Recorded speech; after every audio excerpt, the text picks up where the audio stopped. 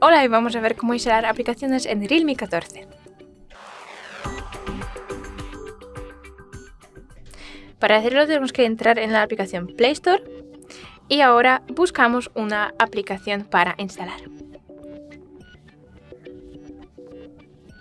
Puede ser WhatsApp, es una aplicación ejemplar.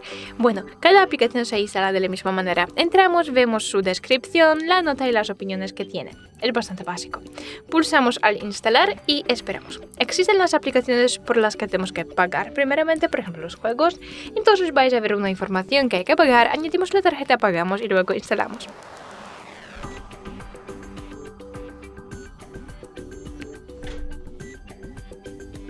Podemos abrir la aplicación instalada pulsando a la pestaña Abrir o tal vez podemos buscar una aplicación nueva en menú.